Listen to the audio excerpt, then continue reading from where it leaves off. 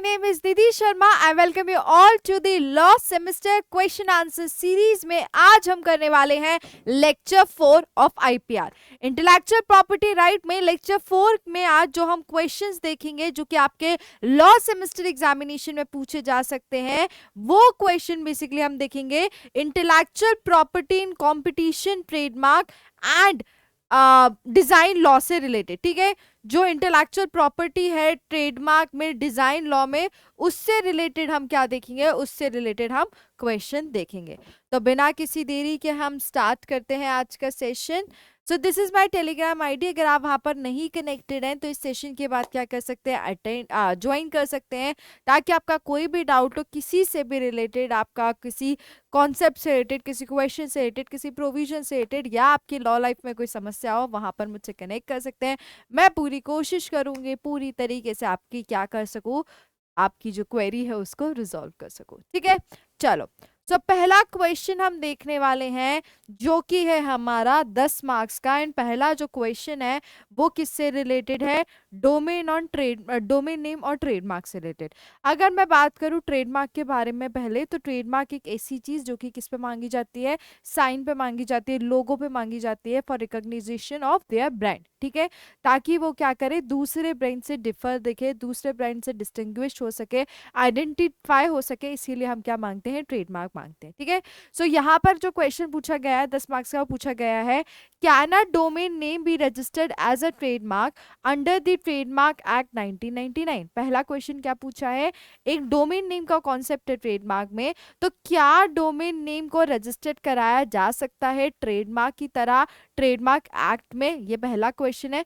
दूसरा जो क्वेश्चन पूछा गया है वो पूछा गया है discuss the legal requirement for such registration and examine the judicial approach towards domain names as trademark in India with the help of case law. क्या करना है, डिस्कस करना है रिक्वायरमेंट किस चीज के लिए, अगर रजिस्ट्रेशन होता है तो उसकी रिक्वायरमेंट क्या रहेंगी रजिस्ट्रेशन की, वो बतानी है, और किस तरीके से जुडिशियल अप्रोच एग्जामिन की गई है वो आपको यहाँ पे बतानी है। कितने मार्क्स का है, 10 मार्क्स का। डोमेन नेम होता है कि नहीं, रजिस्ट्रेशन वो बताया है, पूछा है, और किस तरीके से उसका प्रोसेस होता है वो आपसे क्वेश्चन में पूछा गया है। तो पहले मैं यहाँ क्या बताऊंगी, पहले मैं बताऊंगी क्योंकि उन्होंने स्टार्ट ही किया था कैन अ डोमेन नेम। ठीक है, तो मैं उसका आंसर दूंगी yes, a domain name can be registered as a trademark under the trademark act 1999 provided it satisfy the statutory requirement. क्या कि हाँ, एक डोमेन नेम जो है वो रजिस्टर्ड हो सकता है एज अ ट्रेडमार्क, किसमें, ट्रेडमार्क एक्ट में, जैसे ही वो क्या करता है, जितनी भी स्टैट्यूटरी रिक्वायरमेंट्स है, जितने भी प्रोविजंस दिए, एसेंशियल्स दिए, उनको फुलफिल करेगा, तो डोमेन को रजिस्टर्ड किया जा सकता है as a trademark under trademark act. A domain name function as an online identifier for businesses and can acquire distinctiveness much like a traditional trademark।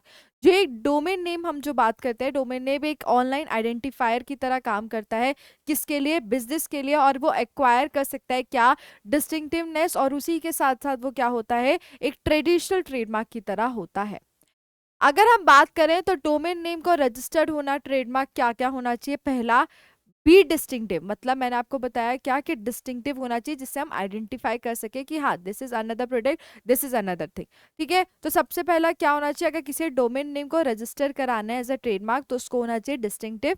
It should clearly distinguish the goods और services one entity from another, क्या कर सके, एक entity से दूसरी entity को distinguish करता सके, तो इसीलिए सबसे पहला क्या होना चाहिए, बी डिस्टिंक्टिव। ठीक है, दूसरा जो होना चाहिए, नॉट बी डिस्क्रिप्टिव और जेनरिक, क्या कि वो डिस्क्रिप्टिव नहीं होना चाहिए या जनरल नहीं होना चाहिए, जैसे सबका है वैसे ही हो, कुछ नया ना हो, ये चीज भी क्या बहुत इंपॉर्टेंट है जब हम बात करते हैं रजिस्टर्ड एज ट्रेडमार्क की। ठीक है, so domain names that merely describe the nature of goods services are not registrable, क्या वो सिर्फ और सिर्फ गुड्स और सर्विसेज को डोमेन नेम्स जो बता रहे हैं उनको रजिस्ट्रेबल नहीं किया जाएगा। तीसरा जो है, नॉट बी डिसेप्टिव और सिमिलर, सिमिलर नहीं होना चाहिए। अगर कोई डोमेन नेम आया है ट्रेडमार्क कराने के लिए रजिस्टर्ड, तो वो डोमेन नेम एक एग्जिस्टिंग डोमेन नेम से सिमिलर नहीं होना चाहिए। ठीक है, it should not be deceptively similar to an existing registered trademark, existing registered trademark से सिमिलर नहीं होना चाहिए। चौथा है be capable of graphic representation, मतलब उसको इस तरीके से आइडेंटिफाई कर सके कि वो एक ग्राफिकल रिप्रेजेंटेशन को क्या कर रहा हो, आइडेंटिफाई कर रहा हो, कैपेबल हो कि हाँ ये ग्राफिकल रिप्रेजेंटेशन है। दो domain names are used online, they must be capable of representation in written of, ठीक है। जो डोमेन नेम है वो क्या होता है, ऑनलाइन यूज होता है, लेकिन वो क्या रिटर्न फॉर्म में उसका जो रिप्रेजेंटेशन है वो होना बहुत ज़रूरी है। तो मैंने यहाँ पे बताया कि हाँ डोमेन नेम हो सकता है। उसके बाद मैंने उसका क्या बताया कि किस तरीके से डोमेन नेम फंक्शन करता है, फिर मैंने क्या क्या मेन मेन एसेंशियल्स हैं वो बताए। उसके बाद अब मैं बताऊंगी कि किस तरीके से इंडिया में जुडिशियल ऑपरेटेड डोमेन नेम और ट्रेडमार्क से related. So Indian courts have acknowledge that domain names can perform the function of trademark specially when they have acquired reputation in secondary meaning. सो यहाँ पर जो इंडियन कोर्ट्स हैं उनने क्या कर दिया, एक्नॉलेज कर दिया है कि जो डोमेन नेम है वो ट्रेडमार्क की तरह परफॉर्म कर सकते हैं जब वो क्या कर रहे हैं, अपनी रेपुटेशन और सेकेंडरी मीनिंग क्या कर रहे हैं, एक्वायर कर रहे हैं। यहाँ पे जो मैंने फेमस केस लॉज बताए, सबसे पहला बताया Yahoo INC versus Akash Arora and another, जो कि 1999 1999 का केस है, दिल्ली हाई कोर्ट का है। Delhi high court recognise that domain names could act as business identifiers and held that using a confusing similar domain name amounted to passing of.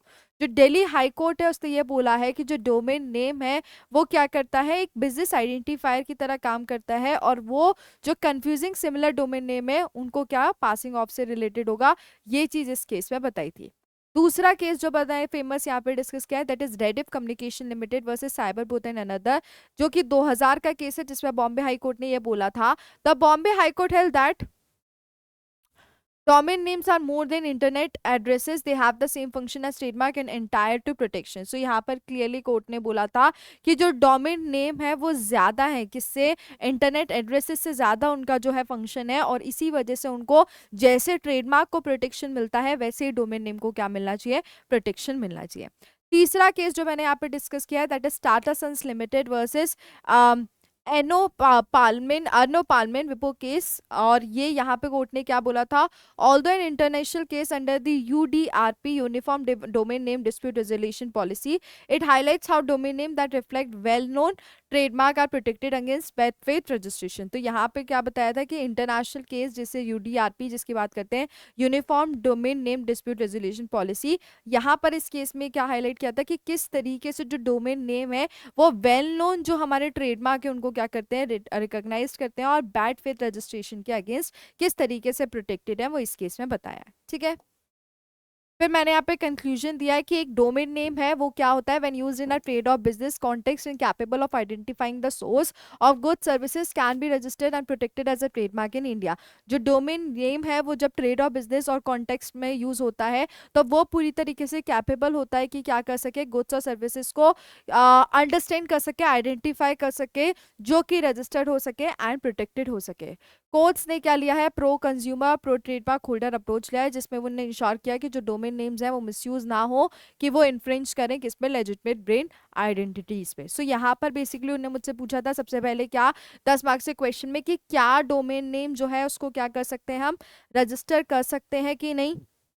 सबसे पहला question उनका ये था, उसके बाद मैंने उनको बता दिया, ठीक है। फिर उसमें उन्होंने ये बोला था कि किस तरीके से रजिस्ट्रेशन, क्या क्या चीज़ें एलिमेंट में ज़रूरी है, तो फिर मैंने बताया कि क्या क्या होना चाहिए, वो पूरा सारी चीज़ें बताई। और तीसरी चीज़ उन्होंने मुझे पूछी थी कि किस तरीके से डोमेन नेम और जो ट्रेडमार्क है उसका जुडिशियल अप्रोच है, तो मैंने तीसरे में judicial approach and with the case laws बता दिया, एंड आखिरी में मैंने क्या बताया, कंक्लूजन बताया। ठीक है, सो ये था हमारा क्या पहला क्वेश्चन, किससे रिलेटेड, ट्रेडमार्क से रिलेटेड।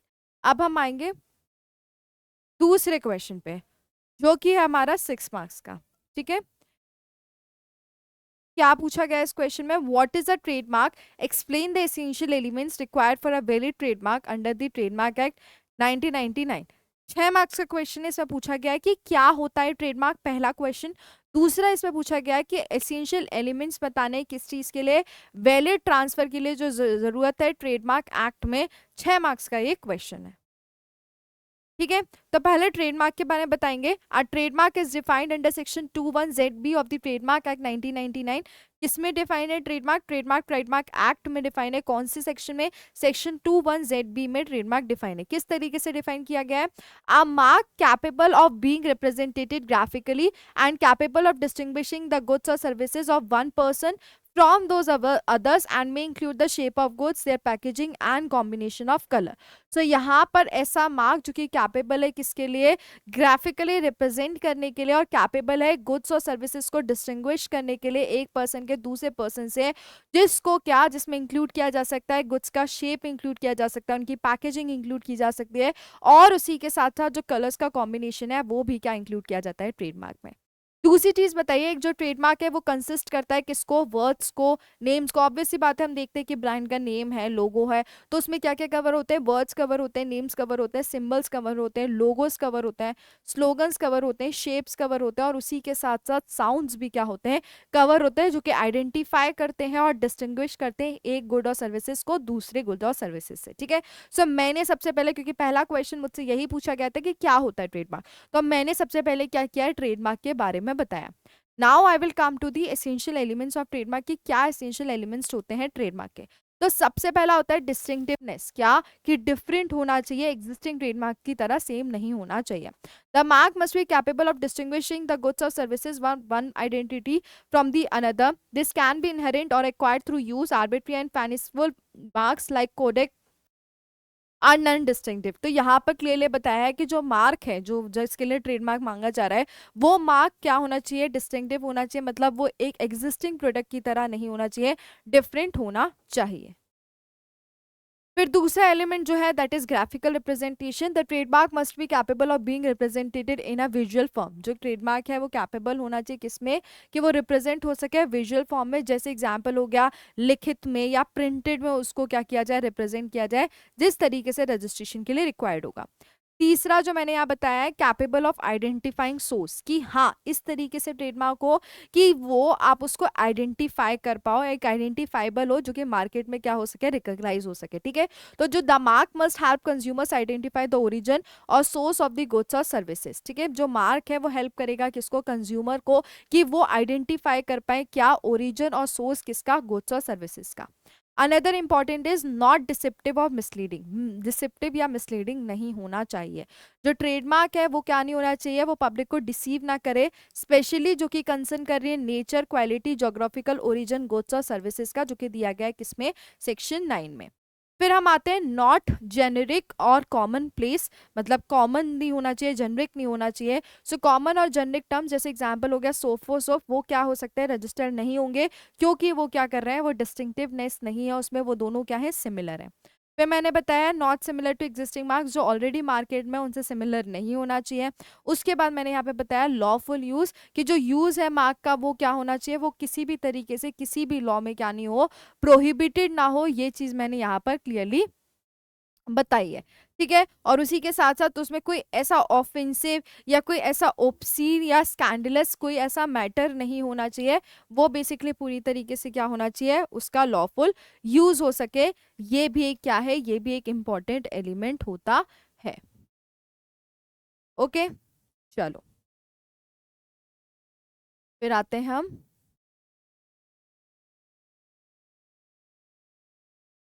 कंक्लूजन। फिर मैंने यहाँ पे कह दिया है कंक्लूजन। कंक्लूजन में बोला है अब valid trademark under the trademark act must be distinctive, non deceptive and capable of graphical representation among other criteria. जो एक वैलिड ट्रेडमार्क है ट्रेडमार्क एक्ट में, वो क्या होना चाहिए, डिस्टिंक्टिव होना चाहिए, नॉन डिसेप्टिव होना चाहिए, और उसी के साथ साथ कैपेबल होना चाहिए किसके लिए, ग्राफिकल रिप्रेजेंटेशन के लिए। ये जो एसेंशियल एलिमेंट है ये इंश्योर करते हैं कि जो ट्रेडमार्क है वो क्या करें, सर्व करें डिस्टिंग्विश गुड्स और सर्विसेज का पूरा पर्पस, और उसी के साथ प्रोटेक्ट करें किसको, ब्रांड आइडेंटिटी। ठीक है, सो मैंने यहाँ पे पहले बताया ट्रेडमार्क के बारे में, उसके बाद मैंने उसके क्या बताया, उसके एसेंशियल बताए, और आफ्टर दैट मैंने क्या बताया, कंक्लूजन बताया। क्योंकि मुझसे क्या पूछा गया था, ये क्वेश्चन 6 मार्क्स में पूछा गया था।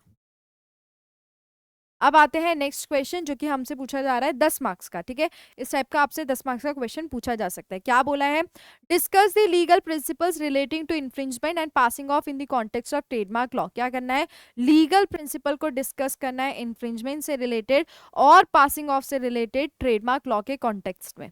पहला क्वेश्चन। दूसरा पूछा गया है compare and contrast the two, highlighting the essential elements required to establish each. Compare करना है, कॉन्ट्रास्ट करना है दोनों को, जिसमें हाईलाइट करे जाए क्या कि क्या क्या एसेंशियल एलिमेंट है। तीसरा जो क्वेश्चन पूछा गया इसमें, additionally critically examine the remedies available to a successful claimant in such cases. और उसी के साथ क्या बताना है आपको, जो पासिंग ऑफ के हिसाब से जो रेमेडीज होंगी वो भी यहाँ पे आपको बतानी है। चलो, तो पहले हम बताएंगे ट्रेडमार्क लॉ के बारे में, थोड़ा सा बताएंगे क्या। Trademark law aims to protect brand identity and prevent consumer confusion. Trademark law क्यों होता है? ताकि वो क्या कर सके, जो ब्रांड है उसके आइडेंटिटी को प्रोटेक्ट कर सके और लोगों के बीच में, जो कंज्यूमर के बीच में जो कंफ्यूजन है उसको क्या कर सके, प्रिवेंट कर सके, रोक लगा सके। Two primary causes of action under this area are trademark infringement and passing off. और जो दो प्राइमरी कॉजेज एक्शन है किसमें, इस एरिया में, वो कौन से हैं? Trademark infringement and passing of. Although they serve similar purposes, they are based on different legal principle। ये क्या करते हैं? Similar purposes serve करते हैं, but ये क्या है? Legal principle, different legal principle पे based है। जैसे सबसे पहले बात करें हम ट्रेडमार्क इन्फ्रिंजमेंट क्या होता है, तो trademark infringement is a statutory remedy provided under trademark act legislation. So trademark infringement मतलब क्या, कि अगर किसी दूसरे व्यक्ति ने उसका कॉपी कर लिया, ट्रेडमार्क होने के बाद भी अगर दूसरा व्यक्ति उसको कॉपी कर रहा है, तो वो क्या, वो इन्फ्रिंजमेंट होगा, and that is covered under the act only. ठीक है, कब होता है? कि जब एक रजिस्टर्ड ट्रेडमार्क यूज कर लिया गया किसकी तरफ से, एक अनऑथराइज्ड पर्सन जिसको किसी भी तरीके का अलाउ नहीं किया है, उसने यूज कर लिया, जिसमें वो पूरी तरीके से आइडेंटिकल और डिसेप्टिवली सिमिलर है, जो कि क्या कर रहा है, कंफ्यूजन क्रिएट कर रहा है, डिसेप्शन क्रिएट कर रहा है, उसमें क्या होगा, ट्रेडमार्क इन्फ्रिंजमेंट होगा। For example, there is a person A जिसका क्या हो गया है, जिसका ट्रेडमार्क रजिस्टर्ड हो गया है। ठीक है, तो जिसका ट्रेडमार्क रजिस्टर्ड हुआ है, यहां पर एक दूसरा पर्सन है बी, बी ने बिना उसको बताए हुए अनऑथराइज्ड क्या करा, वो ट्रेडमार्क को कॉपी, मतलब उसी को क्या कर लिया, कॉपी कर लिया, और उससे क्या हो रहा है, लोगों को कंफ्यूजन क्रिएट हो रहा है। ठीक है, तो पहले मैंने आपको क्या बताया, ट्रेडमार्क इन्फ्रिंजमेंट के बारे में बताया। अब मैं इसके क्या बताऊंगी, एसेंशियल एलिमेंट्स बताऊंगी। क्या, कि भैया सबसे पहले एक रजिस्टर्ड ट्रेडमार्क होना जरूरी है इन्फ्रिंजमेंट के लिए। दूसरा क्या, कि उस मार्क का अनऑथराइज्ड यूज किया हो, अगर ऑथराइज्ड यूज किया होगा, उसमें परमिशन दी होगी, तो फिर वो क्या नहीं हो सकता, वो इन्फ्रिंजमेंट नहीं हो सकता। तो दूसरा एलिमेंट क्या है, कि अनऑथराइज्ड यूज होना बहुत जरूरी है मार्क का कोर्स ऑफ ट्रेड में। तीसरा है कि जो मार्क है वो क्या हो, आइडेंटिफाइड हो, और उसी के साथ साथ डिसेप्टिवली सिमिलर हो रजिस्टर्ड वन की, कि हाँ भाई वो कॉपी करा है तो वो कॉपी दिख रहा हो, वो भी क्या ट्रेडमार्क इन्फ्रिंजमेंट पे होगा।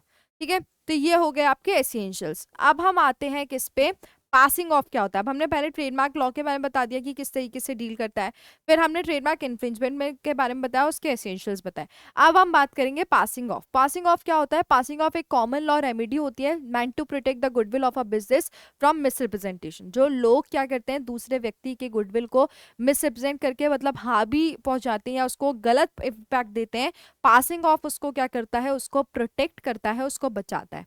ठीक है, अगर हम पासिंग ऑफ के एसेंशियल एलिमेंट बात करें, तो सबसे पहला होने की क्या जरूरत है, गुडविल।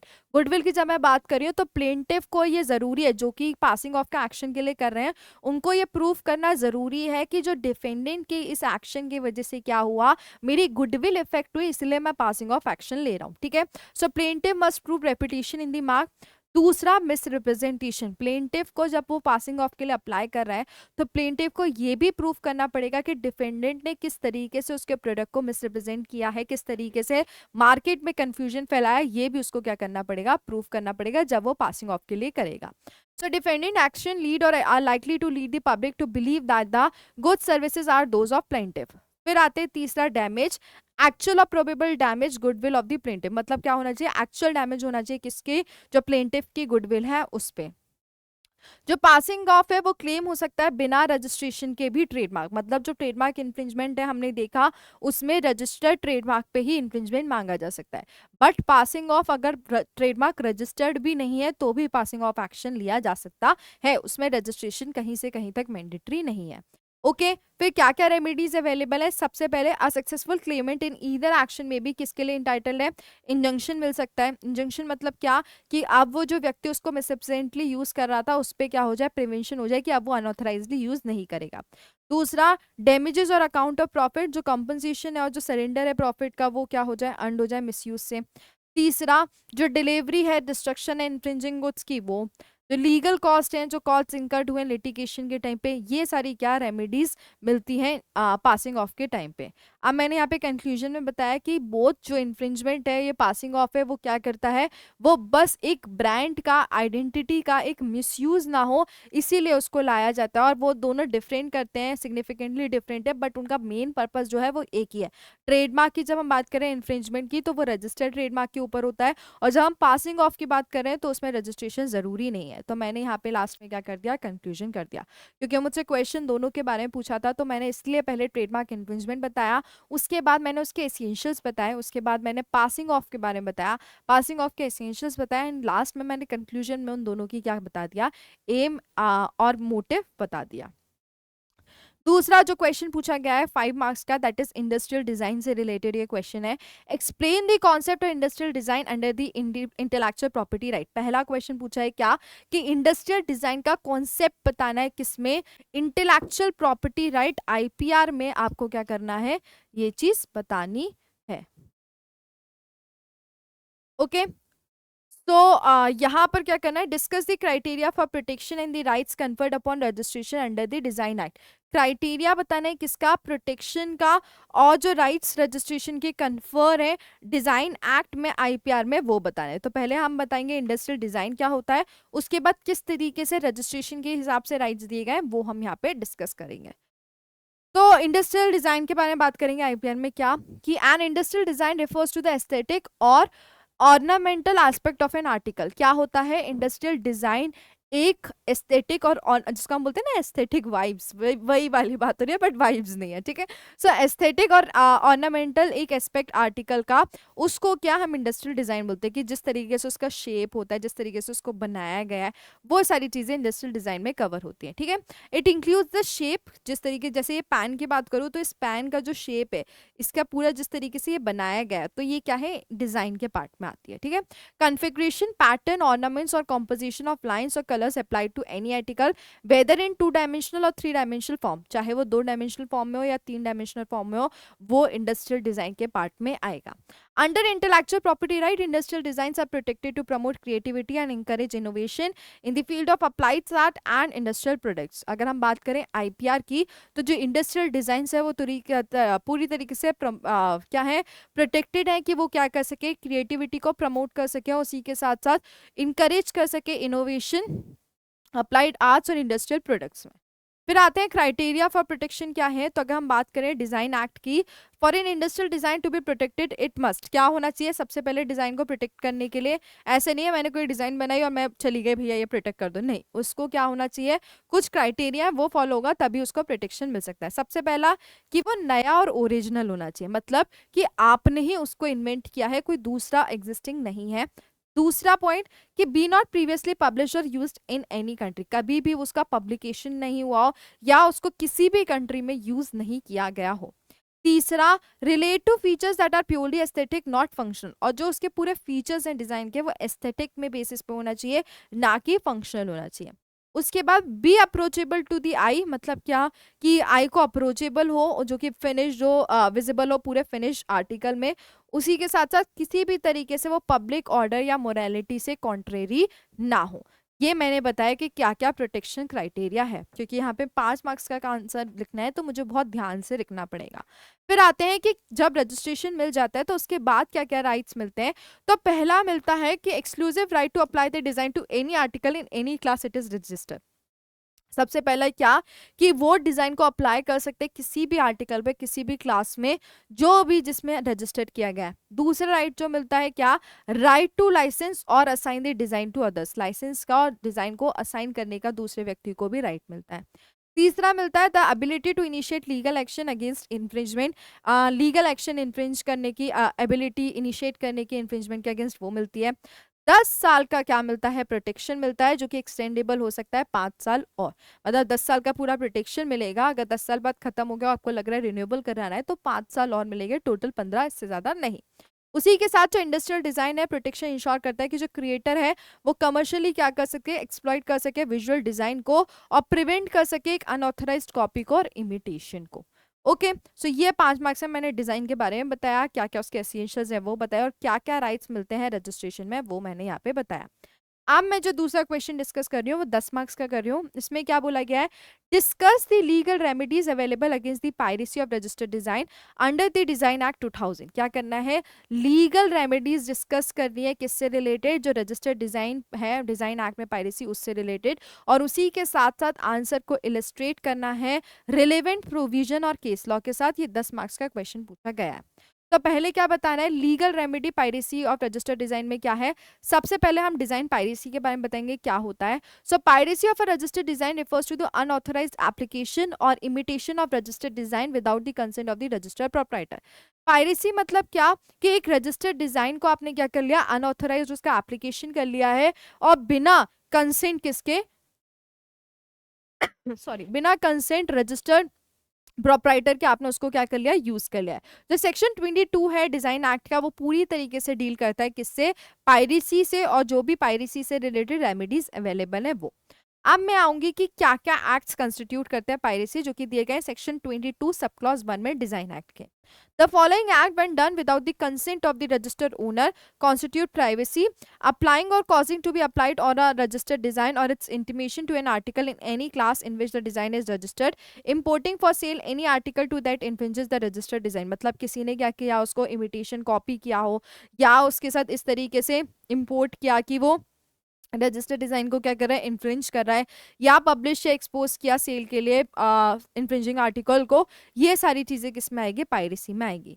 अब इसकी क्या क्या रेमेडीज अवेलेबल है, तो पहली अवेलेबल है सिविल रेमेडी, जिसमें सबसे पहले क्या, इंजंक्शन लग सकता है, ठीक है। दूसरी क्या, डैमेजेस और कंपनसेशन, 25,000 से एक्सीड नहीं, अगर कोई भी इन्फ्रिंजमेंट हुआ है तो 25,000 का क्या सम फाइन होगा, जो कि क्या जा सकता है, 50,000 तक जा सकता है, ठीक है। Recovery of actual damages sustain due to the piracy along with an account, जो भी रिकवरी होनी है सस्टेन डैमेजेस की, वो पूरी कंसिडर की जाएगी। लीगल प्रोसीडिंग्स भी एक क्या है, रेमेडीज है जो जा सकते हैं। जो रजिस्टर्ड प्रोप्राइटर है वो क्या कर सकता है, सूट कर सकता है, फाइल जिसने किया है ये, किसके लिए, कि जितनी भी रेमेडीज है उनको क्या कर सके, अवेलेबल कर सके। कहाँ पे सूट फाइल कर सकता है, डिस्ट्रिक्ट कोर्ट में, ठीक है। फिर मैंने यहाँ पे केस लॉ बताया है माइक्रोफाइबर्स आईएनसी वर्सेस गिरधार का। दिल्ली हाईकोर्ट ने इस केस में बोला था कि जो एस्थेटिक अपील है और जो नोवेल्टी है वो पूरी तरीके से क्या है, की है किसमें, प्रोटेक्शन, डिजाइन प्रोटेक्शन में। अगर डिजाइन को प्रोटेक्ट करना है तो एस्थेटिक वाली जो चीज है, जो नोवेल्टी है, वो क्या है, बहुत इंपॉर्टेंट है। एंड उसी के साथ वो क्या करती है, इन्फ्रिंज करती है ऐसे राइट्स को, जो कि क्या करते हैं, एक्शनेबल रेमेडीज अवेलेबल है किसमें, सेक्शन 22 में। फिर आते हैं दूसरा case, that is Bharat Glass Tube Limited versus Gopal Glass Works Limited, जो कि 2008 का केस है। Supreme Court emphasised that design protection is based on vision appeal and upheld remedies against privacy piracy. Supreme Court ने ये बोला है कि जो डिजाइन प्रोटेक्शन है वो क्या है, विजुअल अपील के ऊपर बेस्ड है, और उसी के साथ साथ जो रेमेडीज हैं वो पायरेसी के अगेंस्ट क्या होंगी, अपहेल्ड होंगी। फिर आते हैं लिमिटेशन ऑन फाइलिंग सूट। जो सूट है डिजाइन पायरेसी का, वो 3 साल में क्या हो जाना चाहिए, पूरी तरीके से फिल्ड हो जाना चाहिए। तो ये आपके क्या हो गए, ये मैंने पूरा उसका बताया। अब मैं कंक्लूजन बताऊंगी। जो डिजाइन एक्ट है वो प्रोवाइड करता है इफेक्टिव रेमेडी किससे रिलेटेड, राइट्स रजिस्टर्ड जो प्रोप्राइटर है पायरेसी के अगेंस्ट वो, और उसी के साथ वो अलाउ करता है इंजंक्शन को, डैमेजेस को, लीगल रिकॉर्ड्स को, और एक्ट इंश्योर करता है कि जो क्रिएटर है वो क्या कर सकें, कमर्शियली बेनिफिट ले सकें किससे, जो ओरिजिनल डिजाइन है, ठीक है। तो मैंने यहाँ पे पूरी तरीके से जो रेमेडीज हैं, चाहे वो सिविल रेमेडीज हो, चाहे वो लीगल प्रोसीडिंग्स वाली चीज हो, वो मैंने यहाँ पर आपको बताई। ओके, सो ये हो गया हमारा डिजाइन से रिलेटेड। सो इस टाइप के क्वेश्चन पूछे जा सकते हैं डोमेन नेम और ट्रेडमार्क से रिलेटेड, डिजाइन से रिलेटेड। ये सारे क्वेश्चंस आपसे लॉ सेमेस्टर एग्जामिनेशन में पूछे जा सकते हैं डिफरेंट डिफरेंट मार्क्स में, चाहे वो 10 मार्क्स का हो, चाहे वो 6 मार्क्स का हो। ऐसे क्वेश्चंस आपसे पूछे जा सकते हैं आपके एग्जामिनेशन, ठीक है। उसी के साथ मिलते हैं नेक्स्ट सेशन में, जो कि हमारा कौन सा होगा, लेक्चर 5 आईपीआर का। मिलते हैं नेक्स्ट सेशन में, जब तक के लिए अपना ध्यान रखिए। Bye bye, take care, thank you.